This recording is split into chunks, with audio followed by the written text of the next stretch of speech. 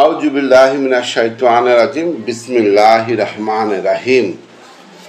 আজ মাহে রমজানের তৃতীয় দিন আমরা পদার্পণ করেছি। সকলের ধৈর্য ধারণ করার ক্ষমতা দেয়, আর এই রমজান মাসের পবিত্রতাকে আমাদের রক্ষা করার ক্ষমতা দান করুক।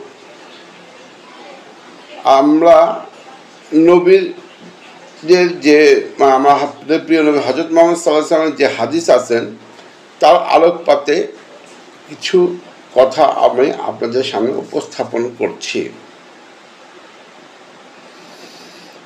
নবী সাহাবীদের রীতি ছিল, যখন কারো স্বামী ঘর থেকে বের হতো তিনি স্বামীকে বলতেন, হারাম উপার্জন থেকে অবশ্যই বেঁচে থাকবেন,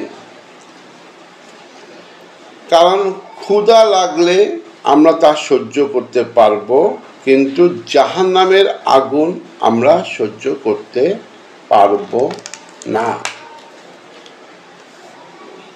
কিন্তু বর্তমান বহু নারী এমন আছে যে তার স্বামীর আর্থিক সংকটে ধৈর্য ধারণ করেন না, বরং তারা কি করেন, এমন কিছু চায় যার সামর্থ্য সে রাখেন না। তাহলে স্বামী বেচারা কি করবেন? স্বামী বেচারা কি করবেন? হয় তারা চুরি করবেন বা ঘুষ নেওয়া শুরু করবেন।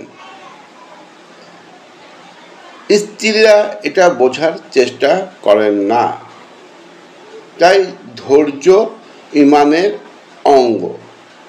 শুধু তাই নয়, ধৈর্যশীলদের আল্লাহ অফুরন্ত ও বেহিসাবি প্রতিদান দিবেন। নবী সাল্লাল্লাহু আলাইহি সাল্লাম এই বাণীটি আমাদের অবশ্যই মনে রাখতে হবে, যে বাণীটি হলো, আদম সন্তানের সৌভাগ্যের উপকরণ হচ্ছে তিনটি। আদম সন্তানের সৌভাগ্যের উপকরণ তিনটি হলো সতী নারী, উত্তম বাসস্থান এবং উত্তম বাহন। তাই আমাদের এই রমজান মাসে আমি আবারও সকলকে বলবো, আমাদের সবসময় বেশি বেশি করে ধৈর্যশীল এবং ধৈর্য ধারণ করতে হবে। আল্লাহ, তুমি আমাদের এই রমজান মাসে আমাদের প্রত্যেকটা ব্যক্তিকে, বিশেষ করে মহিলাদের নারী জাতিকে অবশ্যই খুব ধৈর্যশীল ধারণ করতে হবে, এবং তাদের স্বামীদেরকে বলতে হবে আপনারা অবশ্যই হালাল উপার্জনের মধ্যে থাকবেন। আসসালামু আলাইকুম ওয়া রাহমাতুল্লাহি ওয়া বারাকাতুহু।